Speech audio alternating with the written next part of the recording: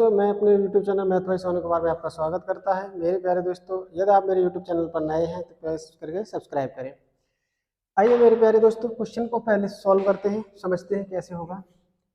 किसी राशि का 4 वर्ष का साधारण ब्याज, किसी राशि का 4 वर्ष का साधारण ब्याज 625 रुपया है। अगले 12 वर्ष के लिए मूलधन अगर 12 गुना कर दिया जाता है तो कुल 16 वर्ष का साधारण ब्याज क्या होगा।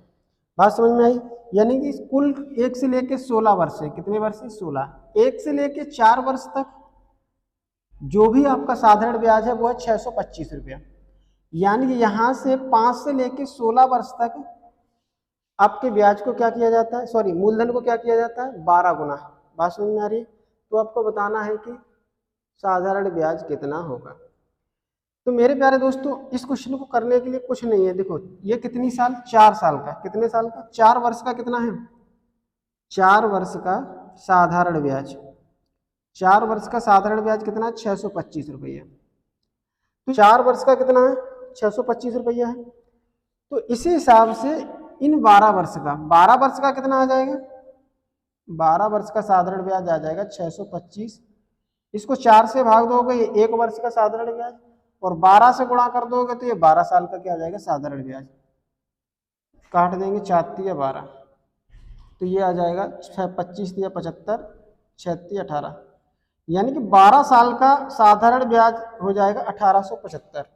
लेकिन कह रहा है कि मूलधन को 12 गुना कर दिया जाता है। तो मेरे प्यारे दोस्तों, आपको ये पता होना चाहिए, अगर मैं मूलधन को 12 गुना कर दूंगा, मूलधन सिंपल इंटरेस्ट जो होता है वो डायरेक्टली प्रोपोर्शनल होता है मूलधन, किसका, मूलधन का। सिंपल इंटरेस्ट जो होता है वो डायरेक्टली प्रोपोर्शनल होता है रेट का। सिंपल इंटरेस्ट जो है वो डायरेक्टली प्रोपोर्शनल होता है टाइम का। यानी कि रेट, मूलधन और टाइम, किसी में से भी आप जितना गुना करेंगे उतना ही गुना आपका क्या हो जाएगा, साधारण ब्याज हो जाता है। बात समझ में आई? अभी आपको समझाते हैं। तो सिंपल इंटरेस्ट प्रिंसिपल का क्या है, डायरेक्टली प्रोपोर्शनल। अगर प्रिंसिपल को 12 गुना करोगे, इसको 12 गुना करोगे, तो साधारण ब्याज भी क्या हो जाएगी, 12 गुना हो जाएगी। बात समझ में आ रही? ठीक है। तो ये 12 साल का ब्याज जो भी मूलधन था उसका उतना ब्याज कितना आ जाएगा, 1875 रुपए।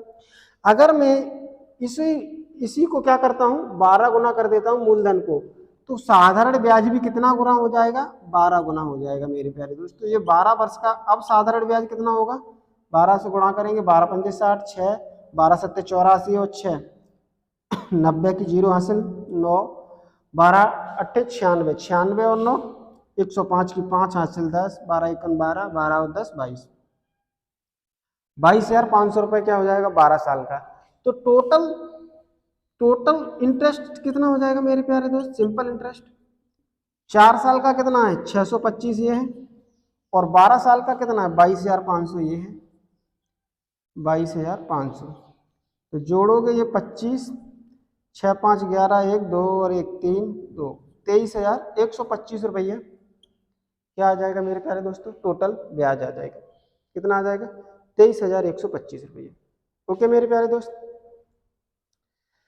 अब आपको ये समझ में नहीं आ रहा क्या कि सिंपल इंटरेस्ट सर ये 12 से गुणा क्यों किया, तो मैंने इसलिए किया है मेरे प्यारे दोस्त, क्योंकि सिंपल इंटरेस्ट प्रिंसिपल का क्या होता है, डायरेक्टली प्रोपोर्शनल। अगर प्रिंसिपल को 12 गुना कर दोगे तो सिंपल इंटरेस्ट भी 12 गुना हो जाएगा।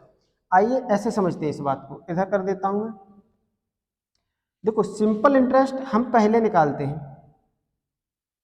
क्या होता है, मान लेते हैं कि पी मूलधन था, आर ब्याज थी, टी समय था। 100 से करेंगे तो इतना ब्याज मिलेगा, मिलेगा कि नहीं मिलेगा। अब मेरे प्यारे दोस्तों, अगर मैं इसको क्या कर लेता हूं, ठीक है, अगर मैं नया प्रिंसिपल लूंगा, दूसरा प्रिंसिपल, यानी दोबारा इस पर ब्याज गणना करूंगा, कब, जब हम प्रिंसिपल को कितना कर देते हैं, 12 गुना कर देते हैं, 12 गुना कर देते हैं। तो आप देख रहे होंगे क्या, इसको सिंपल इंटरेस्ट वन मान लो, जो सिंपल इंटरेस्ट 2 आएगा। अब कितना आ जाएगा, सिर्फ मैंने क्या किया है, प्रिंसिपल को 12 गुना कर दिया है, और ये रेट और ये टाइम अपॉन 100। तो ये चीज इसका कितने गुना हो गई, ये चीज जैसे मैं कहूं कि 20 5 का कितने गुना है, 20 5 का कितने गुना है, तो ये कैसे पता करते हैं, 20 को 5 से भाग दे दो 4 आएगा, तो 20 5 का 4 गुना है।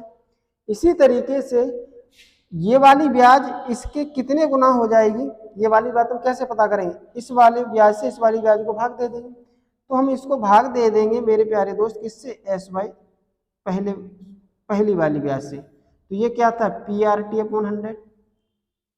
तो ये 100 से 100 कट जाएगा, ये आर टी से आर टी कट जाएगा, पी से पी कट जाएगा। तो देखेंगे आप क्या कि एस आई 2 जो है एस आई 1 बराबर कितना आ गया, 12। यानी कि जो बाद वाली ब्याज है वो पहले वाली ब्याज की क्या हो गई, पहले वाली ब्याज की 12 गुना हो गई। क्यों हो गई मेरे प्यारे दोस्त, बाद की ब्याज यानी दोबारा हमने ब्याज कैलकुलेट की जब हमने मूलधन को कितने गुना किया, 12 गुना। तो हमने ये देखा कि ब्याज भी क्या हो जा रही है, 12 गुना हो जा रही है। बात समझ में आ रही कि नहीं आ रही। तो मैंने बस यही तो किया है। 4 साल का ब्याज कितना था, 625। तो यहाँ से 1 साल का कितना आएगा, 625/4। 1 साल का इतना आ जाएगा। तो इसी मूलधन पर जो ये 625 मिला है ना, इसी मूलधन पर 12 साल का ब्याज कितना आ जाएगा, 1875। लेकिन उसने तो कहा है कि उसी मूलधन पे नहीं, मूलधन को 12 गुना करके ब्याज बताओ। तो मूलधन अगर 12 गुना कर दोगे तो ब्याज भी 12 गुना हो जाएगी मेरे प्यारे दोस्त।